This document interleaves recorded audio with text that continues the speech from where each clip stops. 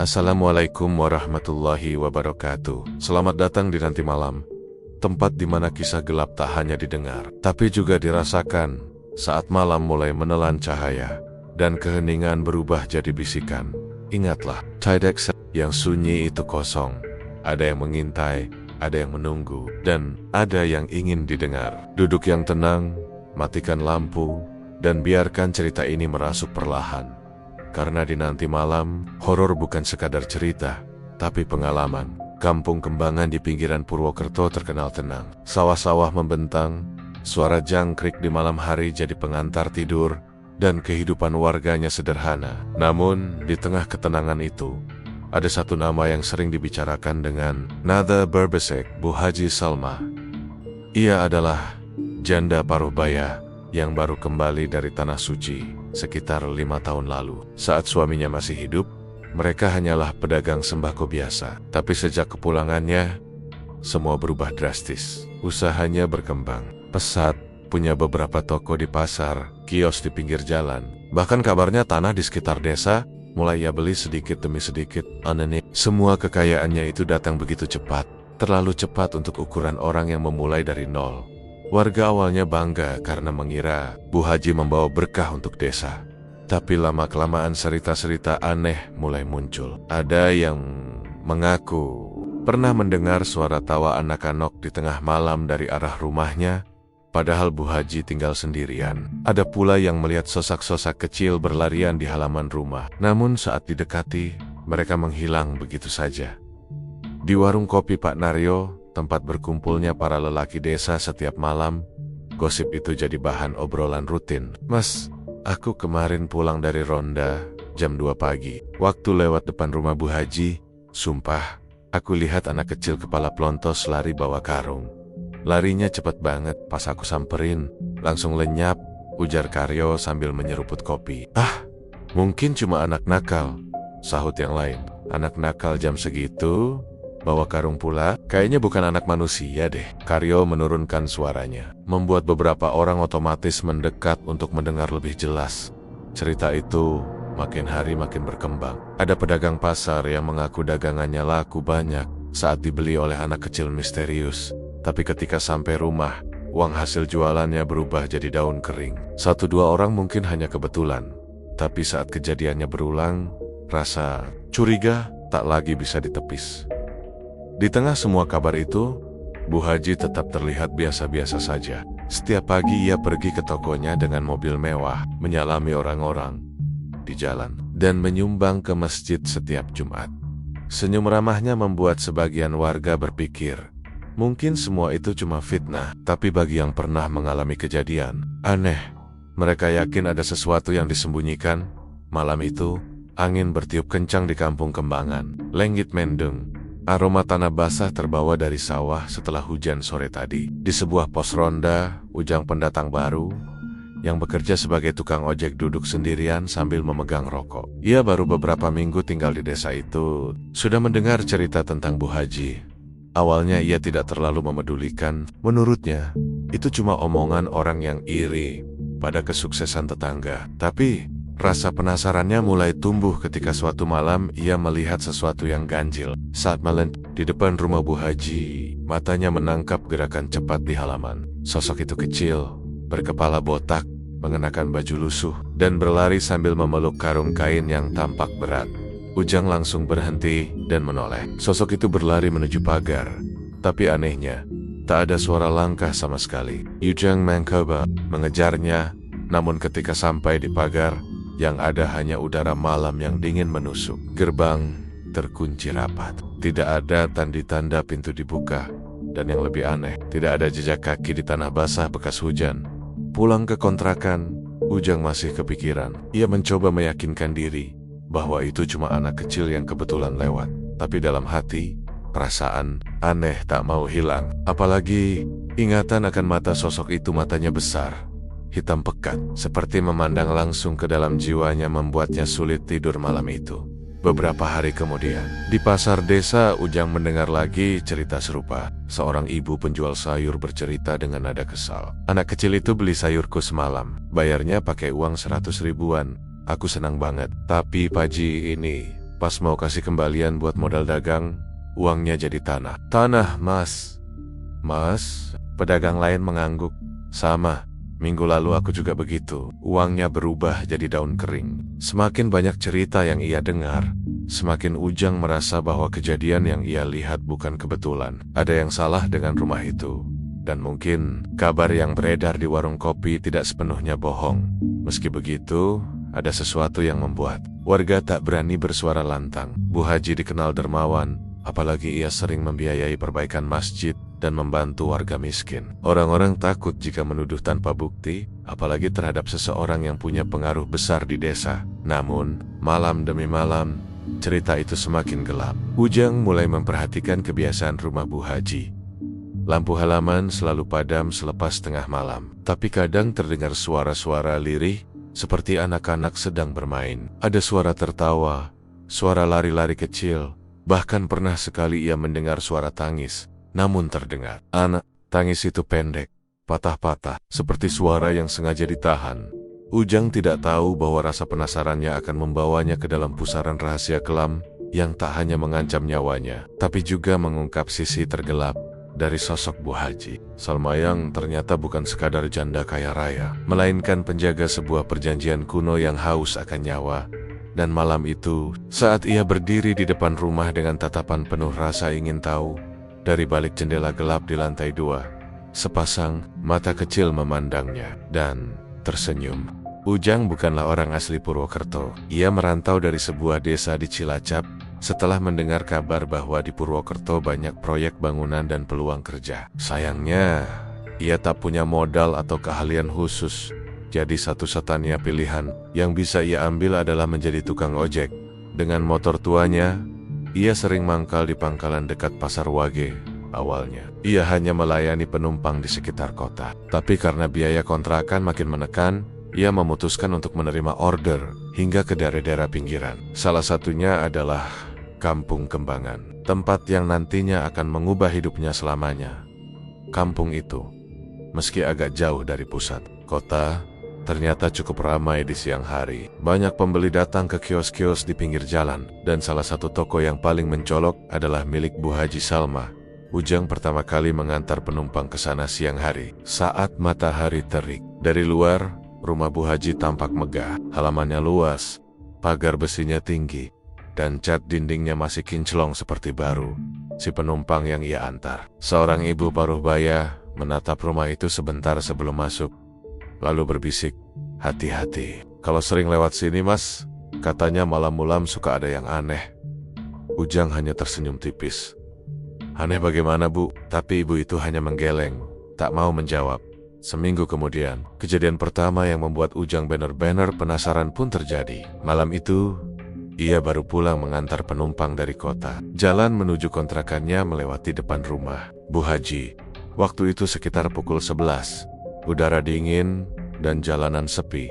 Saat melintas, matanya menangkap gerakan cepat di halaman rumah. Ia memperlambat motor, lalu melihatnya lebih jelas sosok kecil berkepala pelontos, kulitnya pucat, matanya hitam pekat, berlari sambil memeluk karung kain lusuh. Langkahnya ringan, bahkan hampir tak terdengar di tanah basah sisa hujan. Sosok itu berlari menuju pagar, lalu berhenti sejenak dan menatap ke arah Ujang. Pandangan mereka bertemu, dan Ujang merasakan bulu kuduknya meremang. Tatapan mata itu dingin, tanpa emosi, namun seolah menembus pikirannya. Tanpa sadar, ia mematikan mesin motor. Terpaku beberapa detik. Tiba-tiba, sosok itu menghilang. Bukan berlari kabur, bukan pula bersembunyi, tapi benar-benar menghilang, seakan tubuhnya larut ke dalam udara malam. Ujang memicingkan mata, mencoba mencari jejak, tapi pagar rumah tertutup rapat dan tidak ada tanda-tanda pintu dibuka. Sejak malam itu, ia mulai memperhatikan rumah Bu Haji setiap kali lewat. Ia menemukan bahwa rumah itu selalu gelap selepas tengah malam. Tapi anehnya, sesekali terdengar suara berlarian di dalam halaman. Suara itu bukan langkah kaki orang dewasa, melainkan seperti anak kecil yang bermain kejar-kejaran. Suatu malam, saat Ujang mangkal di pangkalan ojek dekat desa, beberapa warga duduk mengobrol sambil minum kopi. Mereka membicarakan pasar yang mulai sepi pembeli, terutama pedagang kecil. Seorang bapak bercerita dengan nada kesal. Dagangan saya dibeli anak kecil malam-malam. Uangnya 100.000, kelihatan asli. Tapi besoknya, waktu mau dipakai belanja modal, uang itu sudah jadi daun kering. Astagfirullah. Yang lain menimpali. Saya juga. Anak itu beli pakai uang baru, rapi banget. Tapi pagi-pagi berubah jadi tanah. Kalau ini bukan kerjaan makhluk halus, apalagi? Ujang diam saja. Tapi cerita itu mengingatkannya pada sosok yang ia lihat malam. Itu, apalagi, ciri-cirinya sama. Anak kecil, kepala botak, membawa karung, perasaannya makin tak enak. Rasa penasarannya semakin menjadi. Ketika suatu sore, ia bertemu Mbok Narti, perempuan tua yang dikenal sebagai pembantu lama Bu Haji. Mereka bertemu di warung sayur. Mbok Narti tampak gelisah. Matanya seperti sering melirik ke kanan kiri, seolah takut ada yang menguping. "Mas, kamu sering lewat depan rumah Bu Haji ya?" tanya Mbok Narti pelan. Ujang mengangguk. "Iya, kenapa Mbok?" Mbok Narti mendesah panjang. "Kalau bisa, jangan berhenti di sana. Kalau kamu lihat anak kecil, pura-pura saja tidak lihat. Jangan diikuti, apalagi dipanggil." "Kenapa, Mbok?" Ujang mencoba memancing. Perempuan tua itu menatapnya dalam-dalam, lalu menjawab lirih. "Itu bukan anak manusia, Mas. Jangan coba-coba dekat. Sekali kamu diperhatikan susah lepas." Ujang tertawa kecil, setengah untuk menutupi rasa meril. Masa sih Mbok? Mungkin cuma kebetulan." Tapi Mbok Narti tidak tertawa. Ia malah menunduk, seperti menyesali ucapannya. "Saya sudah bilang, kalau sampai kamu tahu lebih banyak, kamu tidak akan bisa tidur nyenyak lagi." Ucapan itu terus terngiang di kepala Ujang sampai malam. Dan benar saja, malam itu, saat ia pulang melewati rumah Bu Haji, pandangannya kembali tertarik pada gerakan di halaman. Kali ini ia melihat bukan satu, melainkan dua sosok kecil berlari bersama. Keduanya membawa sesuatu di tangan, mungkin uang atau benda lain. Tapi dari jarak itu, ia tak bisa memastikan. Ujang berhenti di seberang jalan, hanya untuk memastikan bahwa ia tidak berhalusinasi. Saat ia menatap, salah satu sosok itu tiba-tiba berhenti, lalu menoleh. Mata hitamnya yang besar menatap lurus ke arah Ujang. Bibirnya yang tipis melengkung sedikit, seperti tersenyum. Dan entah kenapa, senyum itu membuat Ujang merasa seolah dirinya baru saja diundang masuk ke dalam rahasia kelam yang tak seharusnya ia tahu. Pasar Wage Purwokerto biasanya riuh sejak subuh. Pedagang sayur berteriak menawarkan dagangan, pembeli tawar-menawar harga, aroma bawang, cabai, dan ikan bercampur dengan bau tanah basah sisa hujan malam. Tapi beberapa minggu terakhir, suasananya berbeda. Banyak lapak kosong. Pedagang yang biasanya berjualan setiap hari mulai jarang terlihat. Ujang yang sering mangkal di dekat pasar itu mulai memperhatikan perubahan tersebut. Setiap ia tanya, jawabannya selalu mirip. Dagangan habis diborong, tapi uangnya nggak bisa dipakai. Awalnya ia mengira itu hanya istilah pedagang yang rugi. Tapi saat mendengar cerita lebih rinci, bulu kuduknya berdiri. Suatu pagi, Ujang duduk di warung teh dekat pintu masuk pasar. Seorang ibu penjual ayam, Bu Sarti, duduk di depannya sambil mengipas wajah dengan kerudungnya. Rautnya lelah. "Mas Ujang, kamu pernah lihat anak kecil kepala botak bawa karung?" tanyanya. Tiba, Ujang pura-pura santai. "Kenapa Bu? 2 minggu lalu dia beli ayam di lapakku. Bayarnya pakai uang 100.000, uangnya rapi banget. Aku senang, pikirku rezeki nomplok. Tapi paginya, uang itu jadi tanah. Bukan cuma selembar. Semua uang di kotak kas ikut berubah." Ujang merasakan dada sedikit sesak. Itu bukan kali pertama ia dengar cerita seperti itu. Tapi kali ini, nada suara Bu Sarti membuatnya yakin bahwa ketakutan itu nyata. Dari meja sebelah, pedagang lain ikut menyahut. "Aku juga." Anak itu gak pernah ngomong sepatah kata pun. Kalau kita tanya, dia cuma senyum, lalu pergi cepat sekali, kayak gak nginjek tanah. Beberapa orang di warung mulai ikut membicarakan. Cerita demi cerita mengalir. Semuanya punya pola yang sama. Pembeli anak kecil, uang asli berubah jadi benda tak berharga. Dan entah kenapa, kejadian itu hampir selalu terjadi menjelang malam. Ketika pasar mulai sepi, Ujang langsung teringat dua sosok yang ia lihat malam itu di depan rumah Bu Haji Salma. Seri-serinya sama persis Seiring waktu, efek dari peristiwa itu mulai terasa. Banyak pedagang kehilangan modal. Ada yang terpaksa menutup lapak karena tidak punya uang untuk membeli barang dagangan lagi. Pasar jadi sepi. Pembeli dari luar desa pun jarang datang. Malam hari di warung kopi Pak Naryo, topik itu jadi pembicaraan utama. Kalau begini terus, kita semua bangkrut, keluh seorang bapak parubaya. Ya tapi mau gimana? Kita nggak punya bukti. Masa iya kita nuduh Bu Haji begitu saja? Sahut yang lain. Kalau bukan dia siapa lagi? Semua kejadian aneh itu selalu berujung di rumahnya. Suara seorang pemuda meninggi. Ucapan itu membuat suasana hening sesaat. Nama Bu Haji Salma memang mulai sering disebut-sebut. Tapi warga belum cukup besar untuk menuduhnya secara terbuka. Semua tahu ia punya pengaruh besar dan disegani. Lagi pula, ia dikenal dermawania, bahkan baru saja menyumbang uang besar untuk pembangunan musola. Ujang duduk di sudut, mempet wajah-wajah resah di sekitar meja. Semakin banyak ia dengar, semakin yakin bahwa cerita tentang tuyul bukan hanya mitos. Apalagi, semua ciri cocok dengan apa yang ia lihat sendiri. Suatu sore, Ujang kebetulan mendapat penumpang yang ternyata kenal dekat dengan Mbok Narti, pembantu lama Bu Haji. Mereka mengobrol sepanjang perjalanan. Saat sampai tujuan, penumpang itu berkata lirih, "Mas, kalau penasaran sama anak-anak itu, coba tanya Mbok Narti. Dia sudah lama kerja di sana. Tapi hati-hati, gak semua orang mau bicara soal itu." Ucapan itu menancap di pikiran Ujang. Ia memutuskan untuk mencari kesempatan berbicara langsung dengan Mbok Narti.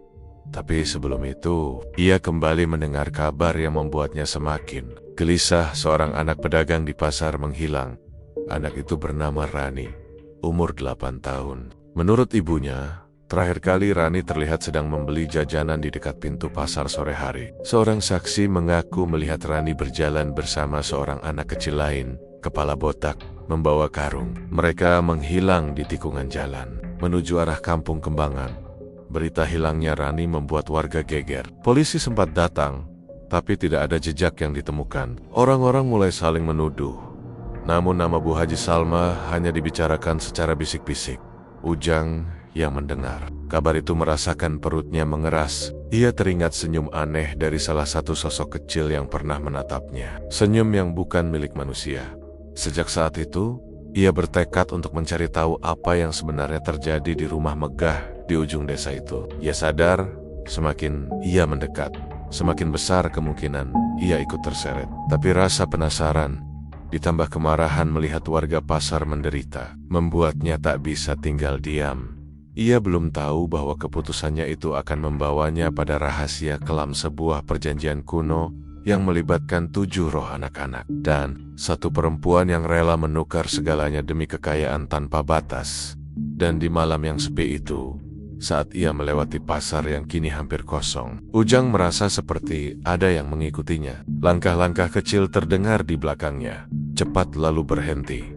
Saat ia menoleh, jalanan kosong, hanya bayangan lampu jalan yang bergoyang pelan. Namun, di kejauhan, di tikungan menuju Kampung Kembangan, ia bisa melihat sekilas sebuah kepala botak kecil yang melintas, membawa karung lusuh. Ujang sudah memantapkan niatnya. Setelah kejadian hilangnya Rani, ia tidak mau hanya menjadi penonton. Semua tanda mengarah pada rumah megah di ujung Kampung Kembangan itu. Namun ia sadar, menuduh tanpa bukti hanya akan membuatnya jadi bahan ejekan, atau malah musuh warga. Satu-satunya jalan adalah mencari seseorang yang pernah melihat apa yang terjadi di dalam rumah Bu Haji Salma. Orang itu adalah Mbok Narti. Ia pembantu yang sudah bekerja puluhan tahun untuk keluarga Bu Haji.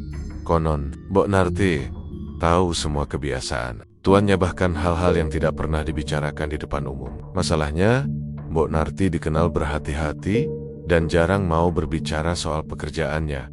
Kesempatan itu datang di suatu sore ketika Ujang melihat Mbok Narti sedang duduk sendirian di bangku dekat warung sayur. Perempuan tua itu tampak lelah, matanya sayu, dan jemarinya sibuk menggales-geles tas kain di pangkuannya. Ujang mendekat dengan membawa 2 gelas teh hangat dari warung. "Mbok, haus ya? Nih, saya bawain teh." Mbok Narti tersenyum tipis, menerima gelas itu. "Wah, makasih, Mas Ujang. Kok tahu saya lagi haus?" "Ya feeling saja, Mbok." Ujang tertawa kecil, lalu duduk di sampingnya. Awalnya mereka mengobrol ringan soal harga sayur dan cuaca. Tapi Ujang perlahan mengarahkan topik ke rumah Bu Haji. "Mbok, saya sering lewat depan rumah Bu Haji malam-malam. Kadang kayak ada suara anak-anak main. Emang Bu Haji punya cucu?" Mbok Narti terdiam sejenak, menatap gelas tehnya, lalu menggeleng pelan. "Nggak ada. Rumah itu cuma diisi Bu Haji sama sesuatu." Ujang mencondongkan tubuhnya. "Sesuatu, Mas.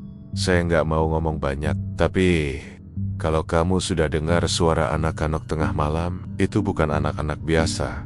Hening sejenak. Angin sore berhembus, membawa aroma tanah basah dari sawah. Mbok Narti menghela napas panjang, lalu mulai bercerita dengan suara pelan. Di rumah itu, ada satu kamar yang selalu terkunci. Kamar belakang, dekat gudang. Di dalamnya ada lemari kayu tua, besar sekali. Peninggalan almarhum suami Bu Haji. Lemari itu nggak pernah dibuka sembarangan. Cuma malam-malam tertentu, terutama malam Jumat Kliwon, Bu Haji masuk ke kamar itu, mengunci pintu, dan nggak keluar sampai menjelang subuh.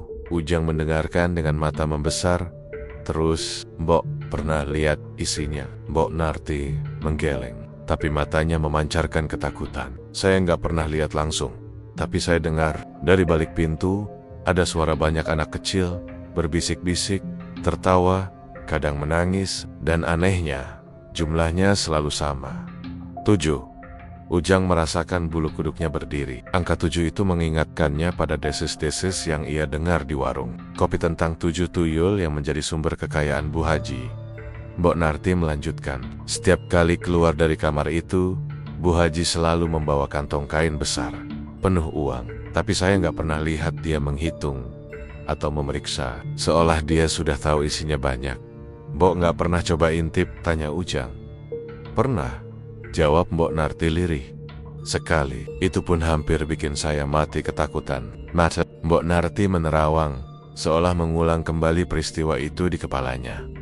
"Waktu itu, pintu kamar nggak terkunci rapat, ada celah kecil, dan saya nekat mengintip. Saya lihat 7 anak kecil duduk melingkar di lantai, masing-masing memegang segenggam uang. Di tengah lingkaran itu, ada mangkuk besar dari tanah liat berisi cairan merah, entah darah atau apa. Bu Haji duduk di tengah, wajahnya pucat, matanya merah seperti orang marah, tapi mulutnya tersenyum. Dia mengucapkan kata-kata yang gak saya mengerti." Ujang menelan ludah. "Terus Mbok?" Salah satu anak itu menoleh ke arah saya, hitam pekat, dan bibirnya bergerak, tapi yang keluar cuma suara seperti bisikan dari dalam kepala saya. "Ikut sini." Ujang merasakan hawa dingin menjalar di tengkuknya. Saya langsung lari. Besoknya, Bu Haji memanggil saya dan berkata, "Kalau mau tetap kerja di sini, jangan pernah mengintip. Kalau tidak, kamu akan menggantikan salah satu dari mereka." Sejak itu, saya nggak berani lagi. Pembicaraan mereka terhenti karena ada pembeli datang ke warung sayur. Namun sebelum berpisah, Mbok Narti sempat berpesan, "Mas Ujang, kalau kamu pintar, jauhi rumah itu. Jangan sampai rasa penasaranmu malah bikin kamu jadi korban berikutnya." Malamnya, Ujang sulit tidur.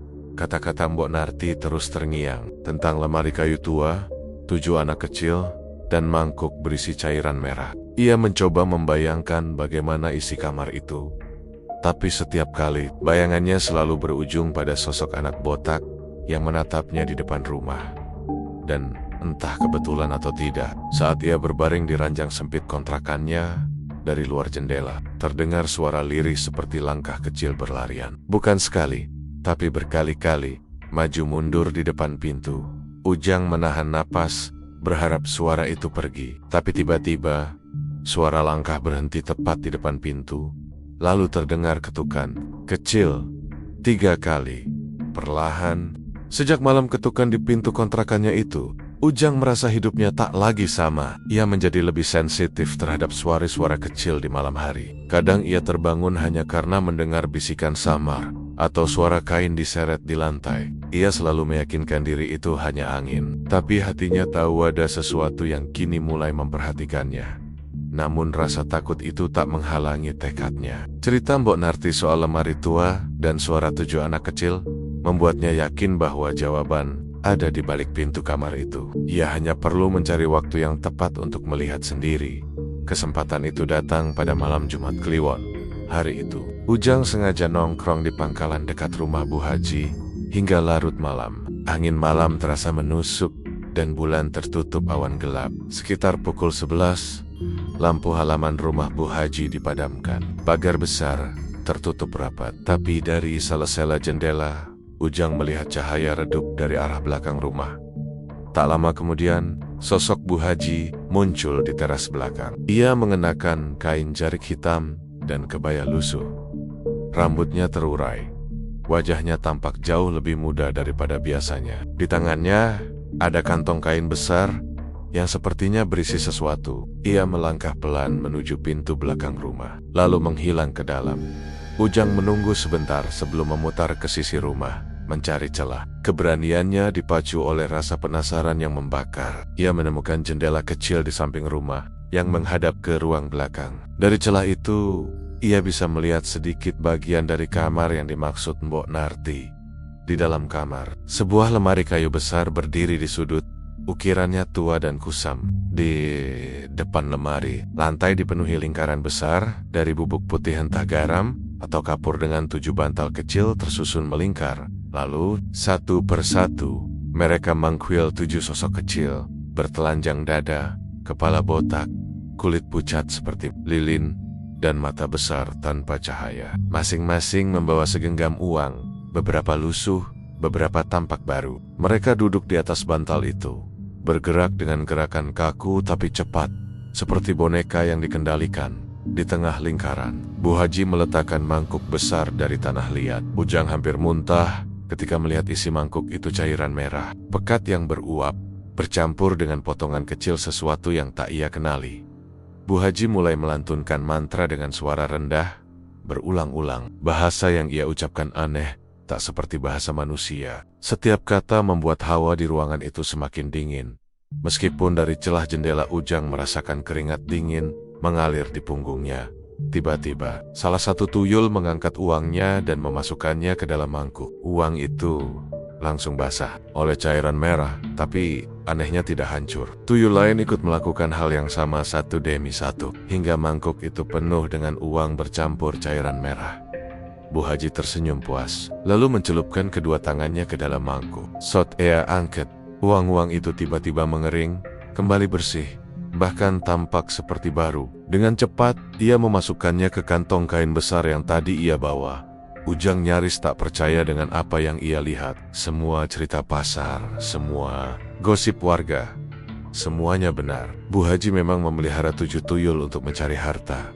Namun ada hal yang membuatnya semakin takut. Setelah ritual selesai, Bu Haji duduk di tengah lingkaran, memejamkan mata, dan 7 tuyul itu mendekat. Mereka menyentuh wajahnya satu persatu, dan setiap sentuhan membuat kulit Bu Haji semakin kencang. Kerutan menghilang, dan matanya tampak bersinar. Ia menjadi lebih muda di depan mata Ujang seolah sedang menyerap energi dari makhluk-makhluk itu. Saat tuyul terakhir menyentuhnya, tiba-tiba salah satu dari mereka menoleh. Matanya yang hitam pekat langsung mengarah ke jendela tempat Ujang mengintip. Ujang membeku, napasnya tercekat. Tuyul itu tersenyum, dan tanpa membuka mulut, suaranya bergema langsung di kepala Ujang. "Kamu lihat kami." Sekejap kemudian, seluruh 7 tuyul menoleh bersamaan. Mereka bangkit, bergerak cepat ke arah jendela. Ujang tersentak mundur, terjatuh di tanah, lalu berlari tanpa menoleh ke belakang. Ia bisa mendengar suara langkah-langkah kecil mengejarnya. Semakin dekat, disertai tawa yang menggema di malam gelap. Ia baru berhenti setelah sampai di jalan besar. Napasnya terengah-engah, jantungnya berdegup kencang. Saat ia menoleh, tak ada siapapun di belakangnya, hanya jalanan sepi dan rumah-rumah gelap. Tapi entah mengapa, ia merasa 7 pasang mata itu masih mengikutinya dari balik kegelapan. Dan di telinganya, bisikan itu kembali terdengar, lembut tapi menusuk. "Kamu sudah jadi bagian kami." Angin malam di Purwokerto malam itu terasa aneh. Bukan sekadar dingin biasa, ada semacam berat di udara, seperti kabut tak kasat mata yang menekan dada siapapun yang menghirupnya. Rumah besar Bu Haji Salma, yang biasanya ramai dengan suara, tawa keluarga dan para pembantu, malam itu terasa terlalu sunyi, Rizal sudah memutuskan untuk bermalam di sana. Entah dorongan hati atau rasa penasaran yang berlebihan. Ia ingin membuktikan sendiri, apakah cerita 7 tuyul itu hanya rumor atau memang niat. Jam sudah menunjukkan pukul 11 malam ketika ia selesai mandi dan duduk di ruang tamu sambil pura-pura menonton televisi. Namun matanya tidak benar-benar fokus pada layar. Ia mengawasi setiap sudut rumah. Bu Haji Salma baru saja pamit ke kamarnya di lantai atas. Perempuan itu meninggalkan Rizal dengan senyum ramah, tetapi ada sesuatu di tatapan matanya yang membuat Rizal tak bisa tenang. Kalau ngantuk, tidur saja di kamar tamu, nak. Jangan keluyuran malam-malam. Angin enggak bagus, pesan Bu Haji sebelum menutup pintu kamarnya. Jam terus berjalan. Tepat pukul 12:05, televisi tiba-tiba berdesis, lalu mati sendiri. Meskipun listrik di rumah masih menyala, Rizal menghela napas, mencoba menenangkan diri. Ia mengeluarkan ponselnya, tetapi sinyal tiba-tiba hilang. Detik berikutnya, ia mendengar suara tik-tik-tik, seperti langkah kaki kecil yang berlari di lantai marmer. Rizal menajamkan telinga. Suara itu tidak datang dari arah tangga, melainkan dari ruang makan. Pelan-pelan ia bangkit, menapakkan kaki setenang mungkin. Ruang makan remang-remang, hanya diterangi cahaya lampu kecil di pojok. Dan di sana hampir membuat napasnya tercekat terlihat sekilas. Bayangan kecil berlari cepat di bawah meja makan. Bukan ilusi, bukan tikus. Bayangan itu punya kepala besar, tubuh pendek, dan kaki mungil. Jantung Rizal berpacu. Ia mundur perlahan, tetapi langkahnya terhenti ketika dari arah dapur terdengar bunyi crying. Crying, seperti uang logam berjatuhan. Bunyi itu cepat sekali, seperti tangan mungil yang membongkar sesuatu. Keberanian Rizal setengah hilang, namun rasa ingin tahunya lebih kuat.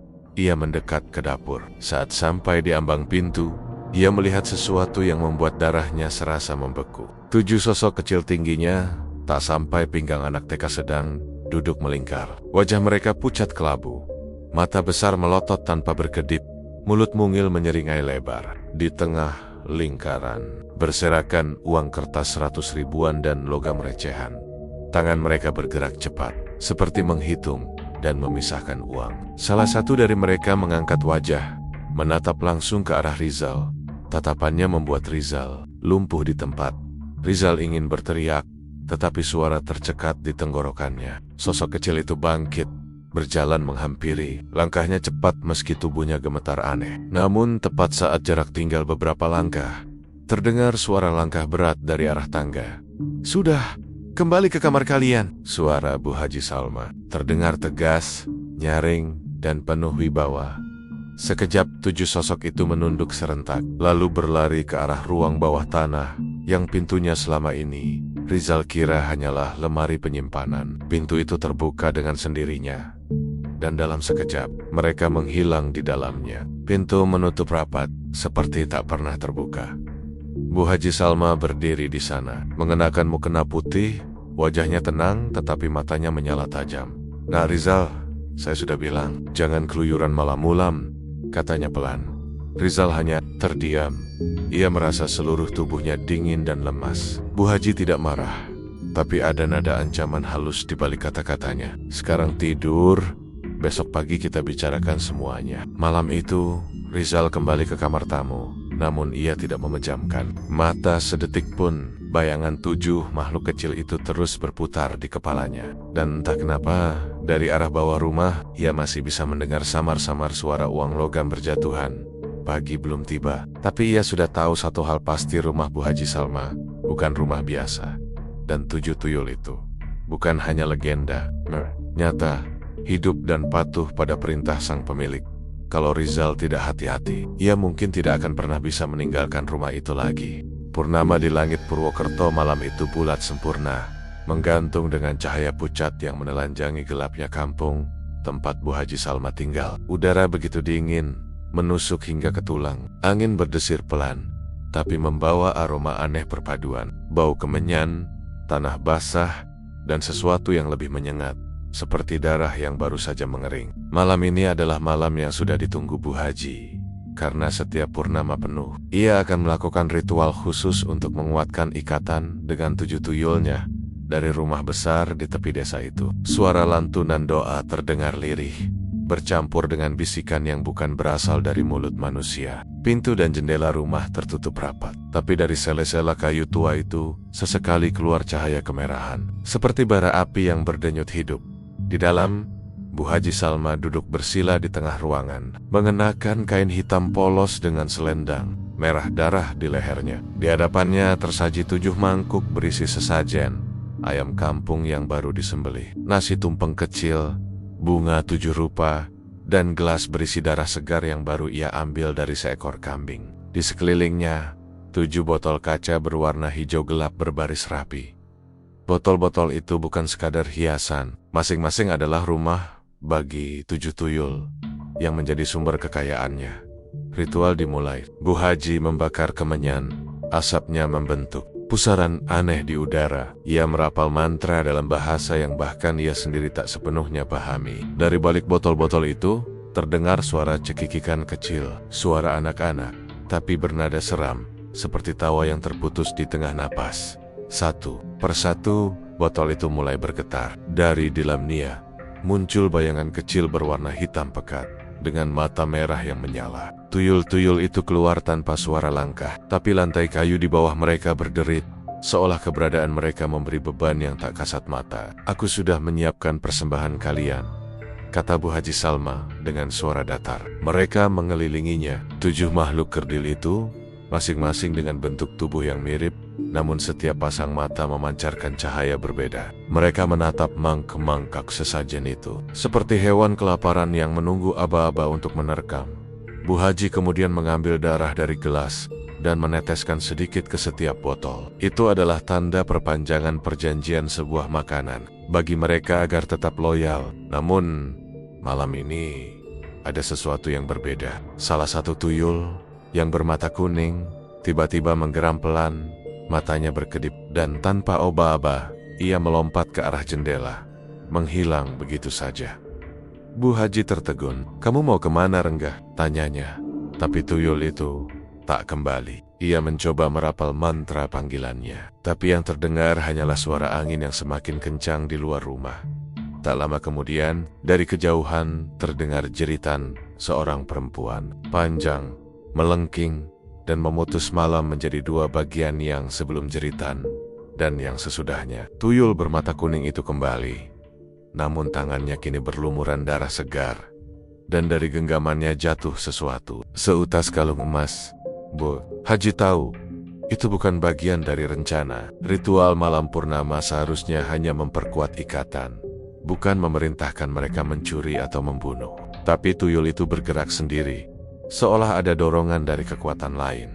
Ke-6 tuyul lainnya mulai gelisah. Mereka berputar-putar di sekitar Bu Haji, kadang saling mendesis, kadang menatap tajam ke arah tuannya sendiri. Suasana semakin mencekam. Dari luar, suara orang-orang kampung mulai terdengar, langkah-langkah tergesa mendekat, disertai teriakan, "Ada yang dibunuh, ada pencuri yang membawa lari kalung Burasti." Bu Haji mengertakkan giginya. Jika orang-orang kampung menghubungkan kejadian ini dengan dirinya, semua yang ia bangun akan runtuh. Ia mencoba mengendalikan 7 tuyul itu, tapi malam purnama membuat kekuatan mereka tak sepenuhnya berada di bawah kendalinya. Apalagi, ia merasakan sesuatu yang ganjil. Ada kekuatan ketiga yang ikut mengendalikan salah satu dari mereka.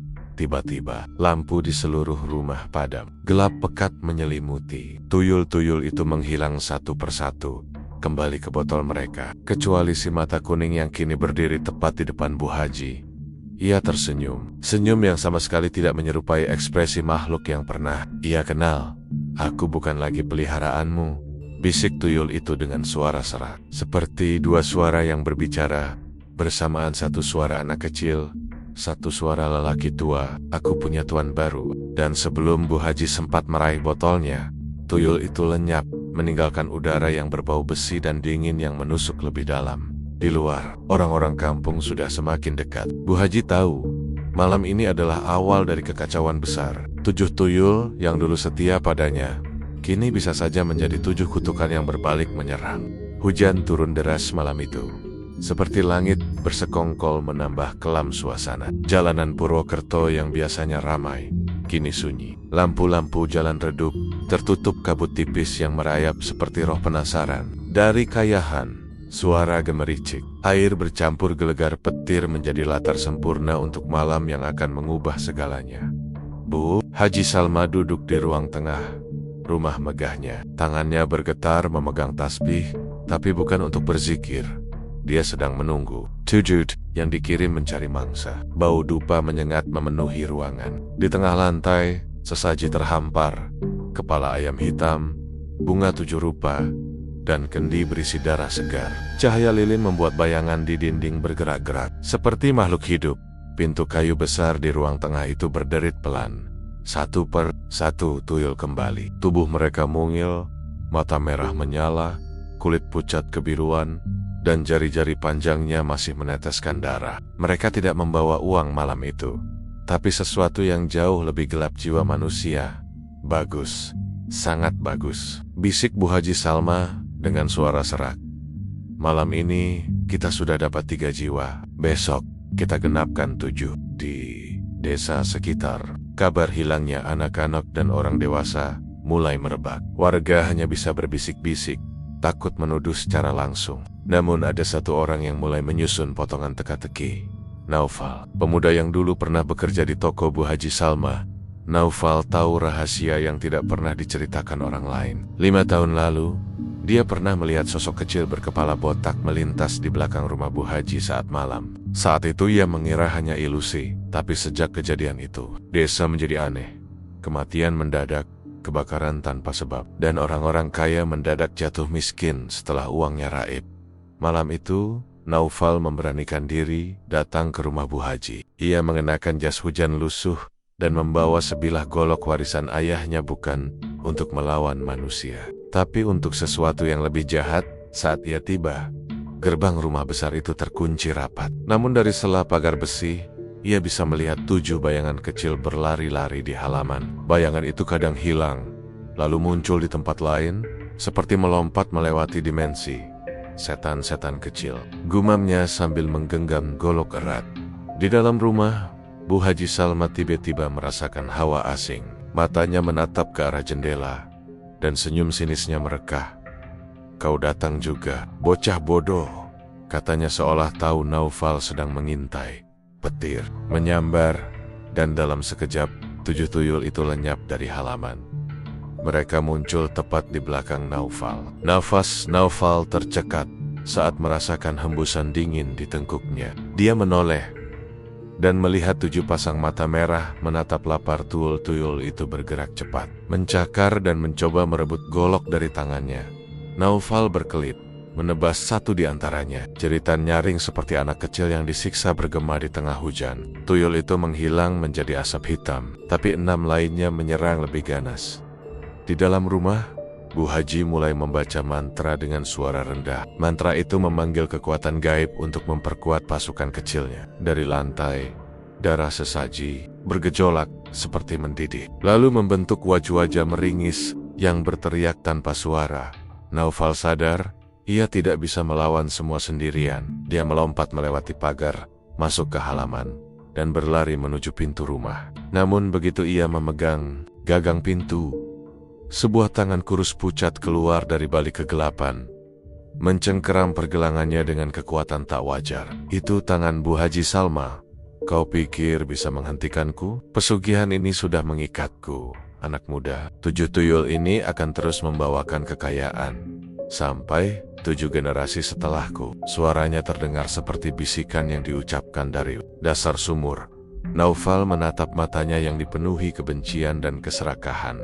"Kalau begitu, aku akan pastikan malam ini kau ikut terkubur bersama tuyul-tuyulmu." Ia mendorong Bu Haji dengan seluruh tenaga, membuat wanita itu terhuyung ke belakang. Lilin-lilin di ruang tengah terguling, membakar kain putih di lantai. Api cepat menjalar sementara tuyul-tuyul itu menjerit dan berusaha memadamkan kobaran dengan tangan mungil mereka, tapi api itu bukan api biasa. Naufal telah melumuri goloknya dengan minyak kelapa yang diberkati kiai desa, yang ternyata juga membuat api lebih ganas terhadap makhluk gaib. Bu Haji Salma berusaha keluar, tapi Naufal menghadangnya. Mereka berdua terjebak di antara api dan hujan deras di luar. Tuyul-tuyul itu berlarian panik, beberapa mulai terbakar dan berubah menjadi kepulan asap hitam. Petir terakhir malam itu menyambar atap rumah, membuat genting runtuh. Hujan mulai memadamkan api, tapi bukan sebelum membakar sebagian besar ruangan. Saat asap mulai menghilang, hanya tersisa Naufal yang berdiri terengah, dan 7 kendi pecah di lantai bekas wadah roh 7 tuyul itu. Namun, dari balik kegelapan, sebuah tawa lirih terdengar. Bukan tawa tuyul, tapi tawa Bu Haji Salma, yang ternyata belum sepenuhnya lenyap. Malam itu, Naufal sadar, pertarungannya baru saja dimulai. Malam itu, Purwokerto diselimuti hujan deras yang tak kunjung reda sejak sore. Petir sesekali membelah langit, sementara suara guntur bergemuruh membuat kaca jendela bergetar halus. Di rumah besar milik Bu Haji Salma, suasana terasa jauh lebih mencekam dibanding malam-malam sebelumnya. Rumah itu sunyi, tapi bukan sunyi yang menenangkan, melainkan sunyi yang menekan dada. Seolah udara di dalamnya terlalu berat untuk dihirup. Bu Haji Salma duduk sendirian di ruang tengah. Wajahnya pucat, matanya cekung, bibirnya bergetar pelan seakan merapalkan sesuatu. Di hadapannya, 7 kendi tanah liat berjajar rapi di lantai. Kendi-kendi itu bukan kendi biasa, masing-masing adalah rumah bagi 7 tuyul yang selama ini menjadi sumber kekayaannya. Malam itu bukan malam biasa. Sesuai perjanjian pesugihan yang ia jalani, setiap 7 tahun sekali ia harus memberikan tumbal agar kekayaannya tetap langgeng. Tahun ini adalah tahun ke-7, dan berbeda dari sebelumnya. Tumbal yang diminta bukan sekadar kambing hitam atau ayam cemani. Kali ini, sesuatu yang jauh lebih berharga diminta. Darah keturunan sendiri. Bu Haji Salma menatap kendi pertama, lalu kedua, dan seterusnya, hingga berhenti di kendi ke-7. Ada suara lirih yang terdengar dari dalam kendi, bukan seperti suara manusia, tapi seperti bisikan anak kecil yang serak dan memaksa. Mereka mengeluh, menuntut, meminta janji dipenuhi malam ini juga. Bu, waktunya. Suara itu melengking di kepalanya, meski bibir kendi tak bergerak. Bu Haji Salma menelan ludah. Ia tahu siapa yang harus ia serahkan malam ini, cucu kesayangannya, Rani, yang baru berusia 5 tahun. Sejak sore, Rani sudah dibujuk untuk menginap di rumah neneknya. Ia sekarang terlelap di kamar tamu, tak tahu bahwa malam ini mungkin akan menjadi malam terakhirnya. Sementara itu, di luar rumah, seorang pria berjaket hujan hitam berdiri mengawasi dari kejauhan. Dia adalah Fajar, tetangga sekaligus mantan murid ngaji Bu Haji Salma, yang sejak lama curiga akan kekayaan mendadaknya. Fajar sudah mengumpulkan cerita-cerita dari warga, suara langkah anak kecil di atap, tawa lirih di tengah malam, hingga lenyapnya uang dan barang dari rumah warga sekitar. Semua petunjuk mengarah ke pesugihan tuyul. Malam ini, ia memutuskan untuk membongkar semuanya. Fajar melangkah mendekati rumah itu, menembus derasnya hujan, tapi begitu ia mencapai pagar, hawa dingin yang menusuk tulang menyergap, bau anyir menyengat, menyeruak, bercampur dengan aroma bunga Kamboja yang terlalu pekat untuk sebuah rumah biasa. Di dalam rumah, Bu Haji Salma sudah menyalakan dupa hitam. Asapnya memenuhi ruangan, membentuk pusaran yang aneh. Dari asap itu, perlahan muncul bayangan 7 makhluk kecil kepala pelontos, mata hitam legam, kulit pucat kehijauan, dan gigi runcing. Tuyul-tuyul itu mengitari Bu Haji Salma, menuntut persembahan. Kalau kau tak beri malam ini, semua kekayaanmu hilang, dan nyawamu ikut kami, bisik salah satu dari mereka dengan suara yang mengiris telinga. Tangan Bu Haji Salma gemetar saat ia mengambil keris kecil dari meja. Ia melangkah menuju kamar tamu. Setiap langkahnya terasa seperti 1000 kilogram. Dari luar kamar, ia bisa mendengar napas tenang Rani yang terlelap. Namun, tepat saat ia akan membuka pintu, suara ketukan keras terdengar dari depan rumah. Tok tok tok. Tuyul-tuyul itu menoleh bersamaan. Mata mereka menyipit penuh kemarahan. Usada, atau kami yang mengurusnya, desis salah satunya. Bu Haji Salma berjalan ke pintu, dan saat dibuka, Fajar berdiri di sana basah kuyup, tapi tatapannya tajam. Saya tahu semuanya, Bu Haji, ucapnya tegas. Hentikan ini sebelum terlambat. Bu Haji Salma mencoba menyangkal, tapi sebelum ia sempat bicara, tujuh tuyul itu muncul dari balik tubuhnya, memelototi Fajar. Meski tubuh mereka kecil, aura yang mereka pancarkan membuat Fajar nyaris mundur. Namun, ia sudah siap dari dalam tasnya. Ia mengeluarkan botol berisi air doa yang ia dapat dari seorang kiai di desa sebelah. Begitu air itu dipercikan, tuyul-tuyul itu menjerit nyaring. Tubuh mereka mengepul asap hitam. Beberapa bahkan lari kembali ke kendi. Namun, dua dari mereka tetap melawan, melompat ke arah Fajar dengan kuku yang siap mencabik. Pertarungan di ruang tengah pecah. Fajar berusaha mempertahankan diri sambil terus membaca doa, sementara Bu Haji Salma berdiri terpaku. Antara melindungi kekayaannya atau menyelamatkan cucunya Geritan Tuyul, suara hujan deras dan doa yang bergema bercampur jadi satu, menciptakan kekacauan yang membuat rumah itu terasa seperti neraka. Hingga pada satu titik, salah satu kendi retak dan dari dalamnya keluar pusaran asap hitam yang menghisap semua tuyul kembali ke tempat asal mereka. Fajar terdorong ke belakang. Terjat, Bu Haji Salma berlari menuju kendi yang pecah. Menjerit memanggil nama-nama tuyul itu, seperti memanggil anaknya sendiri. Namun, semuanya terlambat. Dengan retaknya satu kendi, perjanjian pesugihan terputus, dan semua keuntungan yang pernah ia dapat menguap seketika. Lampu rumah berkedip-kedip, lalu mati total. Saat nyala lampu kembali, Bu Haji Salma tergeletak di lantai. Matanya terbuka tapi kosong. Fajar menatapnya dengan napas terengah dan menyadari bahwa malam ini kisah pesugihan tujuh tuyul Bu Haji Salma telah mencapai akhir yang mengerikan. Namun, di sudut ruangan, kendi yang lain masih berdiri utuh, dan dari salah satunya terdengar suara tawa kecil, seakan mengisyaratkan bahwa semuanya belum benar-benar berakhir. Purwokerto kembali sunyi, seolah badai mencekam yang melanda kampung itu telah sirna tanpa jejak. Namun, bagi mereka yang tahu, kesunyian itu bukanlah akhir, melainkan jeda. Ramah besar Bu Haji Salma kini terbengkalai. Pagar besinya berkarat, cat dindingnya terkelupas, dan rumput liar menelan jalan setapak menuju pintu utama. Tak ada lagi tawa Bu Haji yang dulu terdengar seperti derai emas berjatuhan. Tak ada lagi langkah kecil yang berlarian di malam hari. Hanya udara dingin yang selalu terasa lebih menusuk jika seseorang nekat berdiri di depannya. Warga yang dulu mengagungkan Bu Haji kini memilih melupakan atau berpura-pura lupa. Mereka tak lagi membicarakan tujuh tuyul yang konon menjadi rahasia kekayaan itu. Meski begitu, sesekali terdengar bisikan di warung kopi, bisikan yang cepat terhenti begitu telinga lain mendekat. Katanya, tuyul-tuyul itu belum pergi.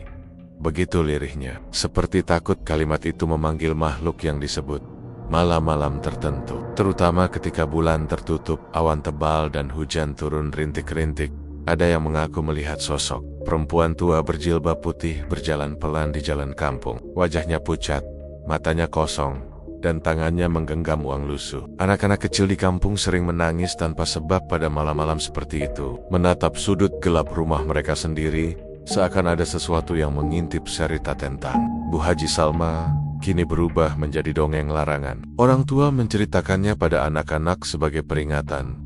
Jangan pernah tergoda oleh harta yang datang terlalu mudah. Uang dari jalan gelap tak pernah tinggal lama di tanganmu, kata mereka. Tapi bagi yang lebih tua, yang masih ingat keangkuhan Bu Haji, mereka tahu pesan itu lebih dari sekadar peringatan. Itu adalah kutukan yang nyata. Di pasar Purwokerto, seorang pedagang pernah mengaku melihat 7 bocah kecil berkepala pelontos, telanjang, dan matanya merah menyala, berlari di antara kerumunan pembeli. Tak ada yang lain melihat, dan pedagang itu jatuh sakit selama berhari-hari setelahnya. Kata orang pintar, 7 tuyul itu masih mencari tuannya. Jika tak bisa menemukan Bu Haji Salma, mereka akan mencari jiwa lain yang berani membuat perjanjian. Hujan deras turun di suatu malam, dan di sebuah gang sempit dekat rumah Bu Haji, seorang pria muda berhenti di bawah pohon mangga. Ayamen, suara tawa kecil di belakangnya, diikuti suara koin jatuh berserakan. Saat ia menoleh, tak ada siapa-siapa, hanya tumpukan uang receh basah menempel di tanah. Namun, sejak malam itu, kehidupannya berubah. Dan entah bagaimana, orang-orang mulai berbisik bahwa sejarah pesugihan 7 tuyul itu mungkin saja akan terulang. Kampung itu mungkin sudah melupakan nama Bu Haji Salma, tapi 7 tuyulnya dan kisah tentang perjanjian gelap di Purwokerto akan terus hidup. Karena dalam dunia ini, godaan dan keputusasaan, selalu menemukan cara untuk bertemu. Dan di antara keduanya, setan hanya menunggu, tersenyum.